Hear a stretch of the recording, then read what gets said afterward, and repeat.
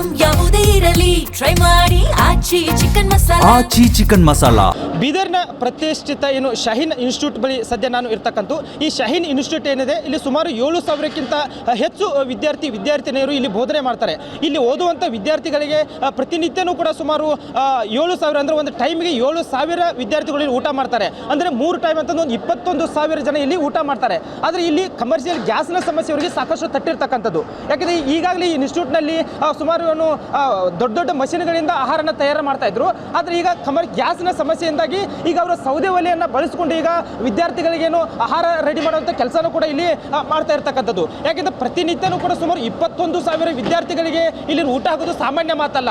ಆ ವಿದ್ಯಾರ್ಥಿಗಳ ಜೊತೆಗೆ ಕೂಡ ಇವರೇನು ಇಲ್ಲಿಂದ ಬೇರೆ ಬೇರೆ ಆಸ್ಪತ್ರೆಗಳಿರ್ಬೋದು, ಯಾರಾದರೂ ಆಹಾರ ಕೇಳಿದರೆ ಅವರಿಗೂ ಕೂಡ ಏನು ಆಹಾರ ಇಲ್ಲಿಂದ ಸರಬರಾಜಾಗುತ್ತೆ. ಅದ್ರ ಜೊತೆಗೇನು ಕೂಡ ಈಗ ಕಳೆದ ಒಂದು ವಾರದಿಂದನೂ ಕೂಡ ಇವರಿಗೇನು ಗ್ಯಾಸ್ನ ಸಮಸ್ಯೆ ಕೂಡ ಸಾಕಷ್ಟು ಆಗಿರ್ತಕ್ಕಂಥದ್ದು. ಯಾಕೆಂದರೆ ಪ್ರತಿನಿತ್ಯನೂ ಕೂಡ ಒಂದು ಸಮಯದಲ್ಲಿ 7,000 ಮಕ್ಕಳು ಅಂತಂದರೆ ಸುಮಾರು 21,000 ಮಕ್ಕಳಿಗೆ ಪ್ರತಿನಿತ್ಯನೂ ಕೂಡ 7ರಿಂದ 8 ಕಮರ್ಷಿಯಲ್ ಗ್ಯಾಸ್ಗಳು ಇಲ್ಲಿ ಬೇಕಾಗುತ್ತೆ. ಇಂಥ ಸಮಯದಲ್ಲೂ ಕೂಡ ಅವರಿಗೆ ಗ್ಯಾಸ್ನ ಸಮಸ್ಯೆ ಕೂಡ ಅವರಿಗೆ ಸಾಕಷ್ಟು ಆಗಿರ್ತಕ್ಕಂಥದ್ದು. ಹೀಗಾಗಿ ಅವರು ಈ ಕಟ್ಟಿಗೆ ಒಲೆಯನ್ನು ಬಳಸ್ಕೊಂಡು ಇಲ್ಲಿ ಅಡುಗೆ ಮಾಡುವಂಥ ಕೆಲಸನೂ ಕೂಡ ಮಾಡ್ತಾ ಇದ್ದಾರೆ. ಈಗ ಇಲ್ಲೇನು ಮ್ಯಾನೇಜರ್ ಅದಾರ ಅವ್ರನ್ನ ಮಾತಾಡ್ಸೋಣ.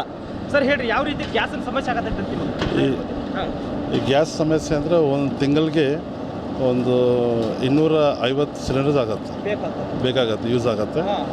ಒಂದು ಟೈಮಲ್ಲಿ 7,000 ಮಕ್ಕಳು ಪ್ಲಸ್ ಸ್ಟಾಫು, ಆಮೇಲೆ ಆಚೆ ಕಡೆ ಏನಾದರೆ ಈವೆಂಟ್ಸ್ಗೆ ನಾವು ಇದು ಮಾಡ್ತೀವಿ, ಹೆಲ್ಪ್ ಮಾಡ್ತೀವಿ. 7,000 ಯೂಸ್ ಆಗುತ್ತೆ. ಈಗ ಗ್ಯಾಸಿನ ಸಮಸ್ಯೆ ಎಷ್ಟು ಕಾಡತ್ತೈತೆ ನಂತರ ನಿಮಗೆ? ಇವಾಗ ಗ್ಯಾಸ್ ಸಮಸ್ಯೆ ಅಂದರೆ ಒಂದು ತಿಂಗಳಲ್ಲಿ 240 ಸಿಲಿಂಡರ್ಸ್ ಯೂಸ್ ಆಗುತ್ತೆ. ಈಗ ಕಟ್ಟಿಗೆ ಮ್ಯಾಗ ಅಡುಗೆ ಮಾಡ್ತಾ ಇದ್ದೀರಾ ಏನು? ಇವಾಗ ಗ್ಯಾಸ್ ಪ್ರಾಬ್ಲಮ್ ಆಗಿದೆ ಅಂತ ನಾವು ರಿಡ್ಯೂಸ್ ಮಾಡ್ತಾ ಇದ್ದೀವಿ. ಗ್ಯಾಸ್ ಪರ್ಪಸ್ಸಿಂದ ಕಟ್ಟಿಗೆಯಿಂದ ಅಡುಗೆ ಮಾಡ್ತಾ ಇದ್ದೀವಿ. ಕಟ್ಟಿಗೆಯಿಂದ ಜಿ ಹೌದು. ಅಂದರೆ ಪ್ರತಿದಿನ ನಿಮಗೆ 7ರಿಂದ 10 ಸಿಲಿಂಡರ್ ಬೇಕಾಗ್ತದೆ? 7ರಿಂದ 10 ಸಿಲಿಂಡರ್ಸ್ ಆಗುತ್ತೆ ಪ್ರತಿ ದಿವಸ. ಒಂದು ಟೈಮಲ್ಲಿ 7,000 ಮಕ್ಕಳು ಆಮೇಲೆ ಸ್ಟಾಫ್ ಸೇರಿಸಿದ್ರೆ 7,000 ಜನರು ಅಡುಗೆ ಮಾಡಬೇಕು.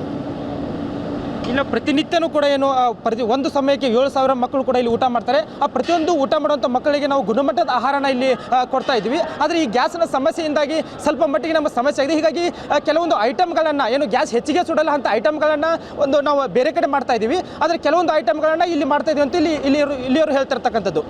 ಕ್ಯಾಮ್ರಾಮನ್ ಕೃಷ್ಣ ಜೊತೆ ಸುರೇಶ್ ನಾಯಕ್, TV9 ಬೀದರ್.